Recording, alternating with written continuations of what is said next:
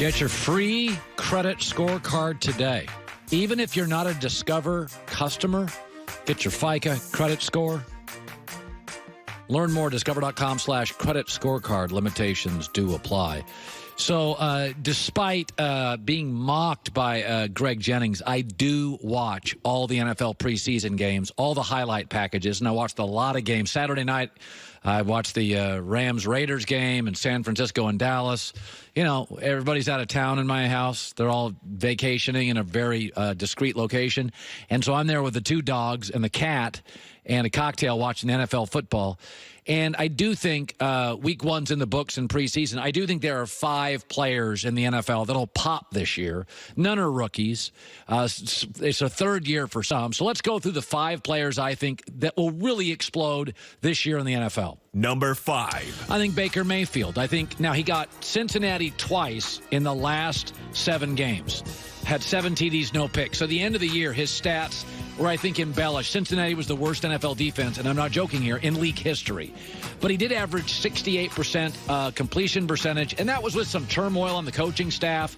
They've added Odell Beckham. They've added Kareem Hunt by Thanksgiving. David Njoku's a great tight end, only getting better. And I think, I don't know if Freddie Kitchens will last 3 or 4 or 5 years, but I do think it makes Baker Mayfield comfortable. I think the division's going to be better. I think Pittsburgh without AB will be more focused. I think Cincinnati has to be better defensively. They've added better coaches. And I think Baltimore's unique and contrarian to the league. So the division's better, but I think Baker is going to have elevated stats.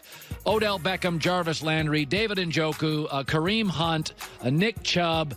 I do worry about their offensive line. They're not great at tackle. They're an injury away from the interior of their offensive line from having an issue. And I think their schedule, they face many top defenses, especially early in the season. But I think Baker will pop. Number 4. Dalvin Cook, third year with the Vikings, had a great 3 games 2 years ago, averaged 96 yards a game, was going to get 1,600, then got hurt and was out. He was on his way. And that's Minnesota's O-line's better now than it was then. I think he's a real special player. At the end of last year, he had a very good December. He averaged almost 6 yards a carry in December. Now, the Vikings brought in veteran offensive coach Gary Kubiak. And the reason they did this, Kubiak loves to pound the ball. And the Vikings last year were 30th in rushing and 29th in run percentage. So he has got now a coach. They do not want to be as dependent on Kirk Cousins in that division. They have spectacular wideouts. But I think they're going to be more run invested than they've been in years, and I think Dalvin Cook is going to pop for them. He is a special player. Number 3. James Washington, a wide receiver for the Steelers. Listen, Antonio Brown last year was targeted 180 times. You got to sprinkle those around to somebody. And Juju Smith-Schuster, I don't think is as gifted physically as James Washington. He looked terrific the other night. He had 4 catches, 90 yards, a touchdown against Tampa Bay. Listen, he came out of college, and there were some warning signs that he was at times a little difficult, but he was a world-class athlete. And listen, some guys evolve and some guys develop a little slower. It took him about a year. And I think last year he came into an organization that had AB, it had Ben. They were trying to develop James Conner. They had Antonio Brown. I think he got a little overlooked and a little lost. I think James Washington's going to have a tremendous year. And by the way, runs a great deep pattern, and no quarterback in this league likes to throw the ball deep like Big Ben. And for the record, the Steelers last year threw the ball on 67% of their plays, second in the NFL. They like to throw the ball. Big Ben likes to audible out of runs into throwing the ball. James Washington, big year. Number 2. Jimmy Garoppolo. I think of all the teams I saw in preseason, I was really impressed with San Francisco's young weapons. We know about the tight end from Iowa, George Kittle. We know they went and got Coleman from Atlanta out of the backfield. We know about Dante Pettis, a young second-round guy they drafted out of Washington last year.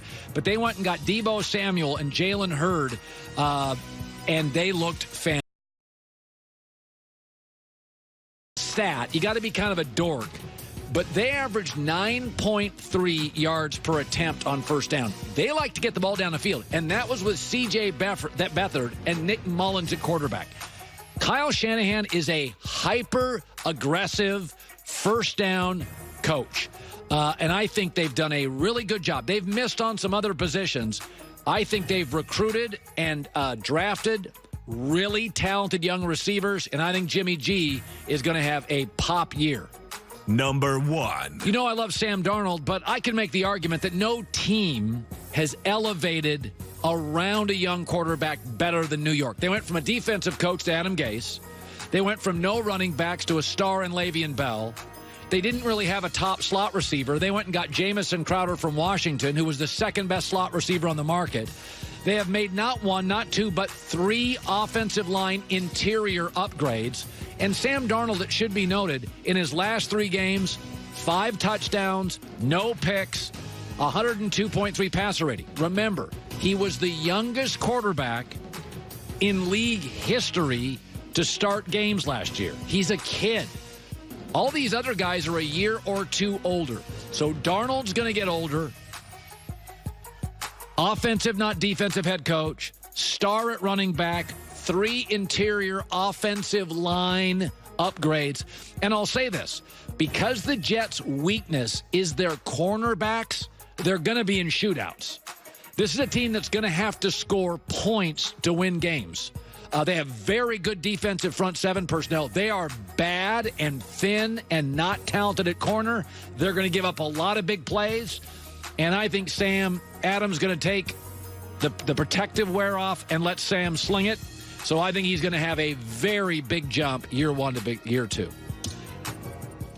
How about that? Running back, a wide receiver, and 3 quarterbacks. Strong list. Yeah. I think they're all going to pop. I think Jimmy is going to be very dependent on how healthy the rest of the team stays as far as this ranking. San Francisco it's very weird. Has the weirdest thing. Everybody's getting hurt. They can't keep anybody healthy. At that point, if it happened for a camp, but it's like the 3rd camp in a row. So you get to a point like, you got to get a new staff. You know, it's funny, when you talk to football coaches, they're so different in the public. You know, the coaches look at, fans, we're looking at coordinators, we're looking at quarterbacks. When you ask a coach, who's the first guy you bring in? First coach. Every coach I talk to is like, strength and conditioning guy. Like, you talk to a college coach, they're not even in second place. Nick Saban's like, you got to get the right strength and conditioning guy. Off-season training, avoiding injuries. It's a real thing. You can have a very good staff. If your guys can't play, it doesn't matter.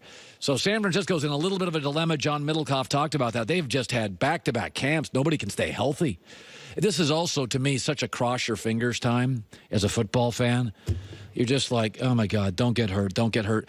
You know, the other thing I noticed, look at Eric Mangini's here today. Nice. Maybe he'd be on our show once in a while. That'd be nice. Yeah, I don't know. I take you out to dinner. I thought that was enough. I think one of the things I watched is, and this is, how sports can be cyclical. Quarterbacks get rid of the ball so fast now. Is that the first thing is the NFL is using so much college offense. So do you know, Joy, the last 15 first-round quarterbacks, 1 has busted, Paxton Lynch. Yeah, it's pretty bizarre. Okay, go 6 years ago, it was 50-50. So the first thing you're noticing is they're using a lot of this college stuff. These college guys come in, they can play. I mean, Josh Allen, Lamar, Trubisky. I didn't even like Trubisky in college. I'm like, they can play. The second thing is they're getting rid of the ball so fast. What does that mean? Last year, we didn't have a lot of quarterback injuries. If you go another year without quarterback injuries, you got 3 great quarterbacks coming out of college. It's kind of fascinating what we're seeing here. There's almost no team in the league that is a tire fire at quarterback. Miami's the one. We're all like, I mean, you can complain about Derek Carr and Matt Stafford. They're pretty good. That, by historic standards, if those are the bottom 7, 8 guys, Nick Foles, Carr, I mean, those are the guys getting banged on, Kirk Cousins, pretty good. I mean, those are making a lot of money, throwing a lot of touchdown guys. Right. All right, so Eric Mangini, it says here on my board, will stop by our show tomorrow and grace us with his presence. Doug Gottlieb will stop by, too. I want to thank Jeff Fisher for stopping by, John Middlecoff, and Greg Jennings. Speak for Yourself is right around the corner. Good Monday. Good Monday. We'll see you tomorrow.